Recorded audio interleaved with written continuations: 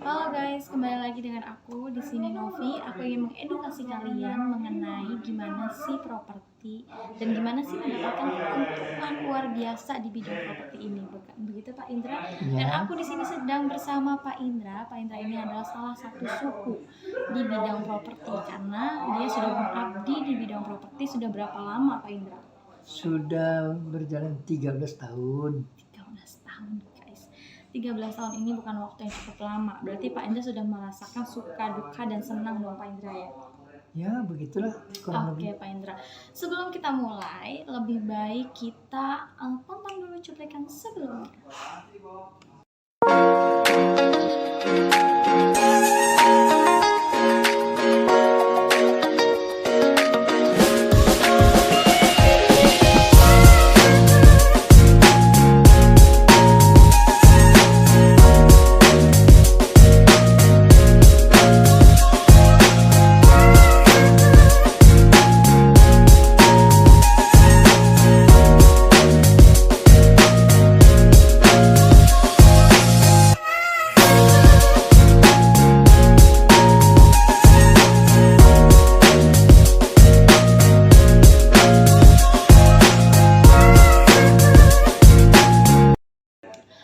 Nah, teman-teman, udah dilihat kan gimana bagusnya di bidang properti dan berinvestasi di bidang properti. Oke, kita lanjut aja. Pak Indra, yang aku mau Ya, tanya ini ke Pak Indra. Menurut segi pandang Pak Indra, properti itu seperti apa sih Pak Indra? ya, properti itu bisa difungsi. Satu berfungsi sebagai capital gain untuk investasi. Kedua bisa sebagai hunian. Oke, itu berarti bisa menjadi capital gain yang sangat Itu luar yang biasa. model satu. Model dua bisa berupa komersial. Oke, Pak Indra, yang aku mau tanya nih ke Pak Indra, keuntungan di bidang properti itu meningkatnya itu seperti apa sih Pak Indra? Dan selama berapa tahun kita akan mendapatkan keuntungan di bidang properti itu Pak Indra? Bisa selamanya. Properti itu jauh lebih beruntung daripada investasi yang lain. Bila kita investasi yang lain, ya penyusutannya sangat besar. Bila properti penyusutannya sangat kecil. Oh gitu Pak Indra. Ya. Berarti di apartemen ini atau di properti ini kita bakal bisa mendapatkan keuntungan yang luar biasa gitu ya Pak Indra. Ya tergantung. Bila mendapat properti di lokasi yang kurang strategis, ya kurang. Bila di lokasi yang strategis, ya untungnya baik, bagus. Oke. Berarti kan ini ada dua opsi dong Pak Indra, di mana kita mau mendapatkan keuntungan dari lokasi dan yang kedua itu adalah dari lokasi yang strategis. Benar nggak? Menurut Pak Indra, lokasi yang strategis itu seperti apa Pak Indra dalam segi pandang Pak Indra? Lokasi yang strategis adalah di tengah-tengah, di dekat orang banyak yang berbisnis ataupun orang banyak yang bekerja. Oh gitu. Ya. Itu berarti adalah salah satu pangsa sewa ya Pak Indra ya? Bukan hanya pangsa sewa, juga pangsa memiliki. Jadi ownership itu juga penting, sehingga pembelian itu meningkatkan juga pendapatan dari daerah tersebut. Oke, baik Pak Indra. Pak Indra, karena kan banyak orang di luar sana yang awam ya Pak Indra ya, awam akan investasi di bidang properti. Kebanyakan orang awam di luar sana mengira investasi di bidang properti itu yang hal salah gitu Pak Indra, karena mereka mungkin yang pertama sudah mencoba di bidang properti tapi mereka tidak bisa mengelolanya. Nah, menurut Pak Indra, solusi terbaik di saat kita mau mencoba berinvestasi di bidang properti itu langkah pertama itu adalah apa Pak Indra? Paling pertama ya kita harus mencari lokasi yang baik, udah pasti. Lokasi yang pertama. Kedua, dari masyarakatnya. dari masyarakatnya yang masyarakat. aktif, yang berbagai segmen pasar, ya, berbagai segmen ekonomi maupun segmen pendidikan. Jadi makin banyak segmen, makin seru untuk investasi. Makin bagus gitu ya Pak Indra Iya. ya. Oke, Pak Indra, yang sebenarnya di apartemen ini tuh ada apa aja sih? Kayak seperti fasilitas di apartemen itu ada apa aja Pak Indra? Ya tergantung kelasnya. Bila kelasnya yang atas, yang premium kelas, ya itu berbagai fasilitas yang lebih banyak, yang lebih variatif gitu. Jadi ada kolam renang, dari segi olahraga sampai entertainment, sampai ke pendidikan, ada sekolah, ada macam-macam. Oh, Gitu. jadi di apartemen ini ada beberapa tingkatan juga ya Pak Indra ya, Of dari segi course, premium iya. dan paling wow gitu ya. Iya, Dan atau yang sedang-sedang atau yang sedikit low, tergantung. Iya Pak Indra. Sebenarnya Pak Indra, berarti di apartemen ini adalah salah satu hunian yang memang sudah mencukupi segala kebutuhan. Bisa dibilang seperti itu tidak Pak Indra? Tidak semua itu tadi, tidak semua kelas kategori apartemen itu. Berarti tidak semua apartemen memiliki fasilitas yang tadi Pak Indra sebutkan seperti sekolah, Iya, mall gitu kan. betul. Oke. Tidak selengkap-lengkapnya semua, tergantung klasifikasi masing-masing. Oke deh, Pak Indra. Itu kan mengenai segi fasilitas, ya kan, keunggulannya. Sekarang yang aku tanyain nih untuk Pak Indra gitu kan, baiknya kita mencari apartemen itu untuk berinvestasi ya. Biasanya kan orang-orang luar sana gini, ini harganya murah, belum tentu untuk investasi itu berjalan lancar. Ini harganya mahal, sudah pasti tentu untuk berinvestasi itu lebih bagus. Untuk cara menyikapinya seperti apa ini?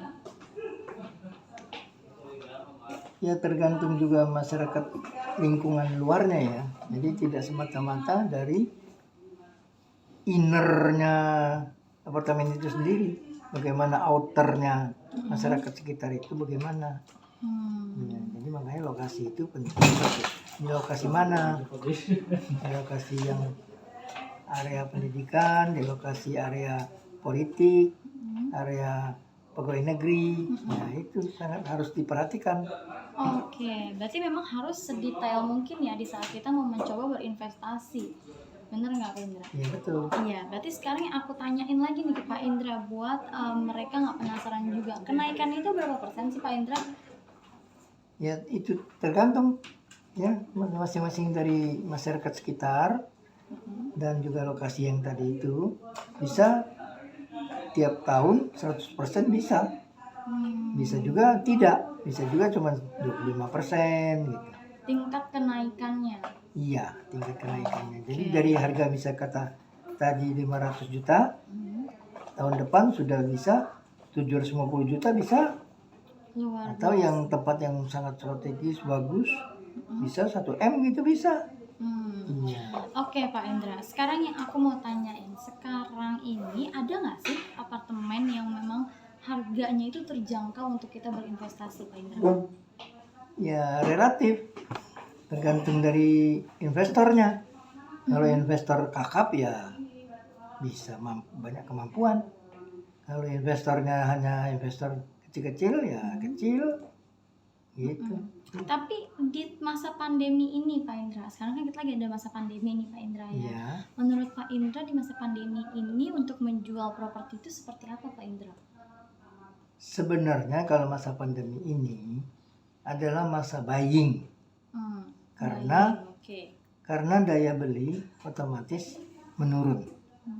Sehingga developer mencoba untuk tetap produknya laku, sehingga cenderung untuk menurunkan harga atau diskon atau promo-promo. Nah, sedangkan bagi investor tentulah ini saatnya buying. Karena berbagai promo tadi, berbagai diskon membuat harganya itu jadi murah. Apabila pandeminya sudah mulai menurun atau membaik atau sembuh, ya otomatis harga akan melambung. Oke. Karena berarti lagi pandemi ini harga properti diturunkan gitu atau didiskon gitu. Diskon, Oke. promo, macam-macam. Oke, tapi ada nggak sih Pak Indra yang Pak Indra temuin harga apartemen itu di sekitar 200 jutaan sekarang atau di 300 jutaan? Ada nggak yang Pak Indra temuin di masa PPKM ini? Sangat ada, sangat banyak. Banyak ya Pak Indra? Iya, ya? banyak, sangat banyak. Oke, kalau gitu. Itu berarti gini Pak Indra. Kita kan sekarang lagi pandemi. Pak Indra juga kan lagi ngerasain pandemi. Bener nggak Pak Indra? Iya. Yang salah satu tujuan utama Pak Indra untuk terus tetap stabil itu apa Pak Indra? Tetap stabil penjualannya Iya, bagi benar. si developer. Mm-mm. Ya itu tadi, harus banyak mengadakan kegiatan-kegiatan promosi. Iya, untuk supaya image perusahaan dia tetap diingat orang banyak. Kalau banyak yang diingat, ya, jadi brand positioning orang itu ada di posisi yang tertinggi sebaik-baiknya.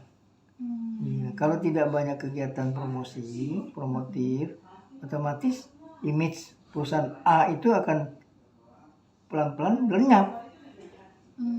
Jadi kita selalu harus maintain positioning produk kita di brand orang supaya mendapat posisi yang baik dan lama.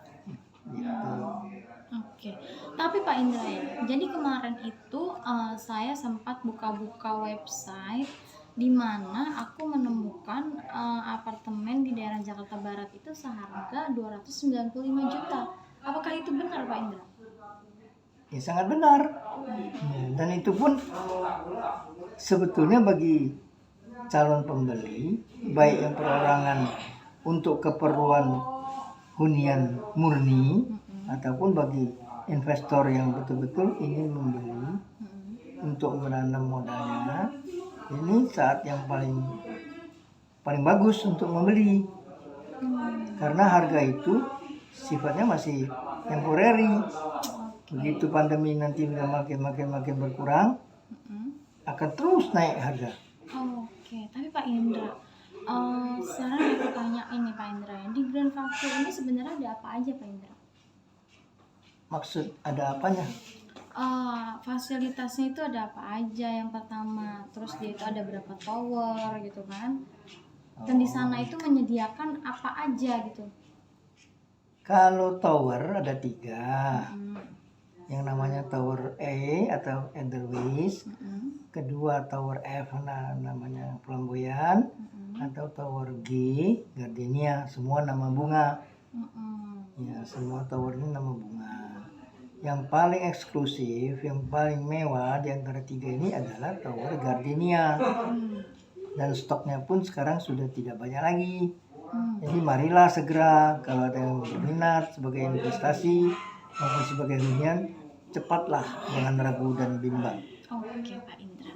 Sekarang aku tanya sama Pak Indra, tadi kan Pak Indra bilang tower G ini adalah tower yang eksklusif gitu ya, yang paling bagus gitu ya di antara tower yang keduanya tadi. Benar Pak Indra? Dua Iya. tower tadi. Kenapa bisa bilang Pak Indra tower itu paling bagus? Apa kelebihannya Pak Indra? Ya, kelebihannya dari segi material, tower Gardenia ini yang paling selektif dari kualitas. Jadi daya anti karatnya untuk logamnya, bahan-bahan logam itu sangat bagus, sangat anti karat, lebih baik daripada 2 tower sebelumnya. Nah, kemudian kalau bercerita fasilitas, di sini di dalam kompleks Green Park View ini ada klinik gigi, ada dokter gigi pribadi sendiri, ada praktek, ya, ada 10 kios lebih laundry, ada 2 kios yang berdagang sayuran mentah, mau beli bayam, mau beli kangkung, mau beli wortel, mau beli kentang, cabai, semua ada. Ya, terus kantin juga banyak, berbagai selera daerah, selera modern, macam-macam. Silakan. Berarti tower si Gardenia ini adalah tower yang paling lengkap di antara 2 tower sebelumnya, bukan begitu Pak Indra? Bukan lengkapnya aja, kualitasnya. Oh, kualitasnya juga ya. Kalau lengkap dengan kantin, dengan laundry itu EFG. Udah ada Terutama semua ya. G masih kurang karena kios yang di G, tower G itu sedang direncanakan, sedang diproses untuk pengembangannya karena masih diutamakan pengembangan huniannya dulu. Jadi setelah ada yang huni baru ada pembeli. Gitu maksudnya. Oke. Pak Indra, untuk di Tower Gardenia ini ada berapa lantai Pak Indra? Oh, ada total 22 lantai. Dalam satu lantainya itu berisi berapa unit Pak? Ada 64 unit. Tapi bukan 22 lantai ini full apartemen. Yang full apartemen adalah 18 lantai. Lantai 1 tidak untuk apartemen supaya fair, tidak boleh menyentuh tanah. Nah, tidak ada lantai 4, tidak ada lantai 13, tidak ada lantai 14. Begitulah supaya kita aman sejahtera semuanya. Yang tinggal di sini akan mengalami sukses besar, sejahtera, baik, gitu. Oke Pak Indra. Terus ya Pak Indra, yang aku tanya, fasilitasnya itu ada apa aja Pak Indra? Yaitu tadi belum disebut kolam renang. Tapi pandemi ini belum boleh berenang. Kenapa nggak dikelola Pak Indra? Dikelola, di-maintain, tetap dicuci, tetap bersih, harus selalu. Kalau enggak nanti penuh dengan nyamuk kayak apa, kotoran kayak segala macam menjijikkan, nggak bisa, tetap dipelihara. Cuman tidak boleh untuk berenang, untuk tidak menularkan COVID-19. Itu guys. Gitu. Makanya kalau untuk renang kita wajib pakai masker juga, atau kita Nggak boleh, nggak boleh pakai berenang. masker juga. Bukan, walaupun pakai masker nggak boleh berenang. Walaupun kita udah divaksin juga tetap nggak bisa Pak Indra. Nggak bisa. Oke. Itu harus dijaga, tetap dijaga. Sekarang Pak Indra, di Tower G ini itu udah berapa persen yang sold out di masa PPKM ini Pak Indra? Oh, bukan di masa PPKM aja, semenjak mulai serah terima perdana, yaitu pada Maret 2017, itu sekarang sudah serah terimakan sebanyak sekitar 60% lah. 60% Iya. dari awal mula launching serah terima. Ya bukan, dari mulai awal serah terima. Dari awal mulai BAST, serah terima. berita acara serah terima unit. Oke, sampai sekarang masa Sampai sekarang pandemi sudah, sisa sekarang sudah sekitar 25%. wah, Campuran. Unit 2 bedroom, unit studio.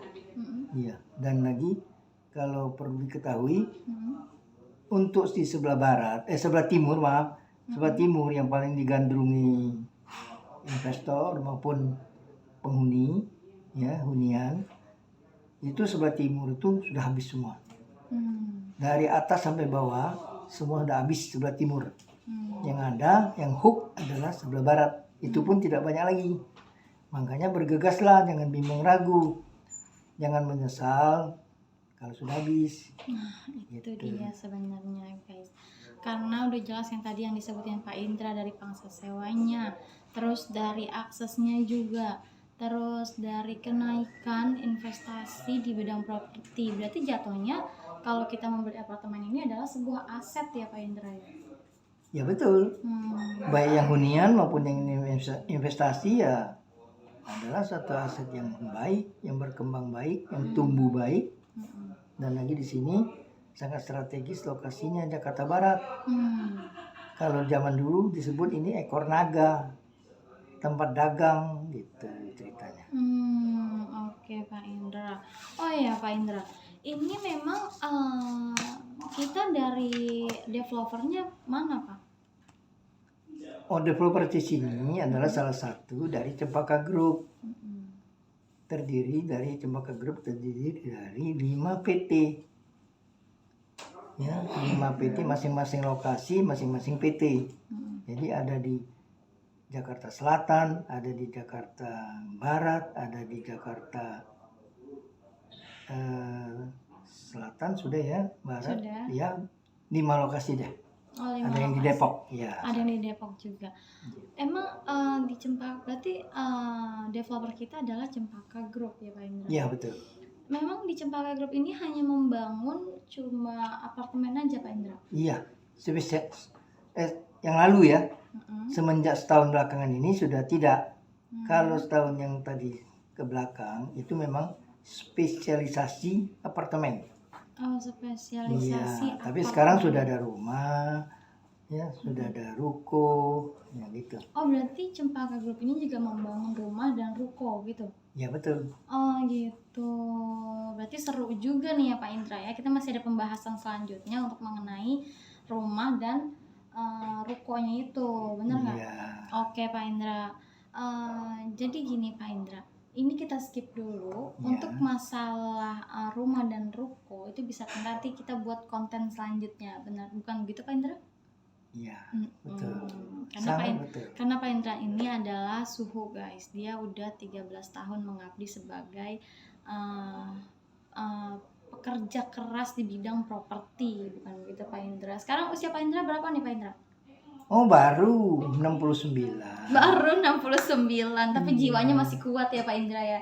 Pak Indra masih mau berjuang melawan anak-anak milenial yang sekarang lagi bergelut di bidang properti Insya juga. Allah. Insya Allah guys. Jadi Pak Indra ini emang walaupun usianya udah 69, itu pun baru ya guys, baru 69, tapi semangatnya ini seperti anak-anak muda milenial yang usia 20 sampai 25 tahun ya Pak Indra. Iya. Iya, Pak Indra, oke deh Pak Indra. Baik. Jadi kita selesaikan dulu Pak Indra di sini, ya kan? Sampai ketemu nanti di konten selanjutnya mengenai rumah dan ruko. Nanti kita ketemu lagi dengan Pak Indra di sini. Semoga tidak bosan. Semoga tidak bosan. Sampai jumpa. Semoga guys. sehat selalu.